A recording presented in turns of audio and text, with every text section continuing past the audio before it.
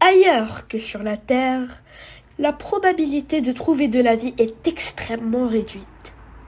Aucune autre planète ne ressemble à la Terre.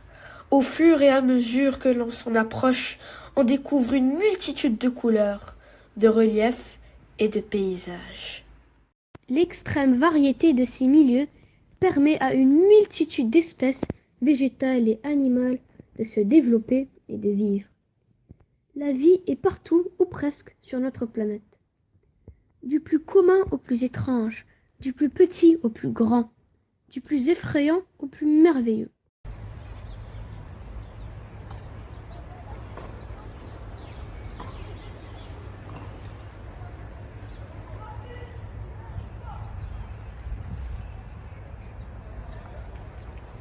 Salut Mamoun, ça va? Ça va très bien et toi? Moi aussi ça va très très bien. Quelle belle journée! Eh ben, la nature fait très bien les choses. Oui, d'ailleurs nous sommes entourés par de nombreuses espèces à la fois belles et diversifiées. Ah oui, c'est un nom déjà. C'est quoi au juste? La biodiversité. La science c'est l'exactitude. Donc la biodiversité a forcément une définition précise. Tu peux me le rappeler? Justement, la biodiversité, c'est l'ensemble de toutes les espèces d'êtres vivants présents sur Terre. Donc, on est entouré seulement d'êtres vivants? Mais non! L'environnement compte les éléments vivants, comme les végétaux, les animaux, les micro-organismes, justement, et aussi des éléments non vivants. Ah, il y en a deux, je pense. Absolument. Il y a les éléments fabriqués par l'homme, comme les chaises et les tables, et il y a les éléments naturels, que l'on appelle les minéraux, comme les roches, l'eau, le vent. C'est ça. En parlant d'être vivant, c'est quoi au juste? Un être vivant naît, se nourrit, grandit, se reproduit et meurt. Et c'est quoi une espèce? Une espèce est un ensemble d'individus qui se ressemblent, qui sont capables de se reproduire entre eux et dont les descendants peuvent aussi se reproduire entre eux. Vu qu'il y a plusieurs espèces sur Terre, comment pouvons-nous faire pour les identifier? Grâce à une clé de détermination. Une clé de détermination? Intéressant.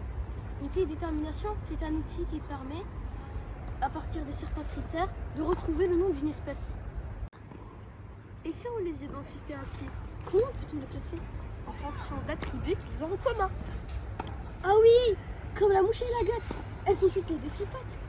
Justement, des espèces différentes peuvent avoir des caractères communs. Quelle est la définition de caractère? Un caractère, c'est la particularité d'un être vivant permettant de le distinguer des autres. C'est ce qui traduit le lien de parenté. Exact. Ah oui, deux êtres vivants ont un lien de parenté s'ils partagent une histoire commune. Ou bien des ancêtres qu'ils sont les seuls à partager. C'est intéressant de connaître la théorie, mais la pratique reste certainement la meilleure manière d'apprendre. Je te l'accorde. Prenons exemple sur les feuilles. Bonne idée! Savais-tu qu'il y avait des feuilles simples et des feuilles composées? Bien évidemment. Une feuille peut être simple avec un bourgeon ou composée avec plusieurs petites feuilles, folioles, pour un seul bourgeon. Et j'ajoute à ceci qu'une feuille simple peut avoir les bords dentés, les lobes arrondis, palmés ou même en forme d'aiguille. Et c'est la même chose pour les feuilles composées. Et tu sais que ces mêmes feuilles peuvent être classées dans des groupes emboîtés. Comment cela peut être possible? Eh bien, on classe les êtres vivants à partir de critères morphologiques que tous les individus du groupe possèdent. Et c'est ça le groupe emboîté? Exactement. Mamoun, tu sais qu'au cours des temps géologiques, des espèces sont apparues et d'autres ont disparu? Oui, comme les dinosaures, les mammouths, les smilodons. L'histoire de la vie est marquée par le renouvellement constant des espèces. Ah oui, c'est l'évolution! Tu sais, les êtres vivants ont une origine commune. Mais les végétaux et les animaux sont différents. Pourtant, ils présentent la même organisation de base. Ça s'appelle comment déjà? C'est la cellule. Ah oui, on parle de cellules par-ci, par-là. Mais c'est quoi au juste? Voilà, écoute. La cellule, c'est la structure commune à tous les êtres vivants. Elle est délimitée par une membrane et contient du cytoplasme. Et selon les espèces, un noyau ou pas. Par ailleurs, Des êtres vivants sont constitués d'une seule cellule, unicellulaire, et d'autres de plusieurs cellules, pluricellulaires. Formation, il y a deux grands types de cellules, évidemment. Il y a les cellules prokaryotes, qui sont unicellulaires. Mais attention, elles ne contiennent pas de noyau. Par contre, les cellules qui contiennent un noyau sont les cellules eucaryotes. Mais elles sont unicellulaires ou pluricellulaires. Vous savez que les cellules sont microscopiques. Alors, comment faisons-nous pour les observer? Grâce au microscope.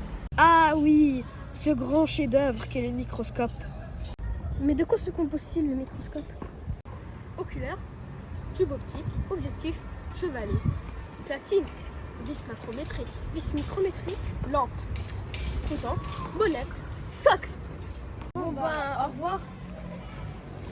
Ah, on a oublié de parler des fossiles. Tant qu'on y est, C'est quoi un fossile au juste? Un fossile, c'est un reste d'un être vivant retrouvé dans une roche. La plupart du temps, c'est un os du squelette transformé en roche. ah oui, ça me rappelle l'étude des fossiles d'animaux disparus qui montrent qu'ils ont des caractères communs avec les espèces actuelles. Ce qui confirme que les espèces actuelles ont des ancêtres en commun avec les espèces disparues. Bon ben, je crois qu'on s'est tout dit. Et en plus, c'était très intéressant. Et surtout très enrichissant. Bon ben, à lundi. J'espère que cette vidéo vous a plu. Et qu'on vous a apporté quelque chose de nouveau. C'était Ismaël Et Mamoun, les mini-scientifiques de la 6e de groupe 2 du lycée français international Le Détroit de Tanger, encadré par Madame Charrak Nadia. Au revoir!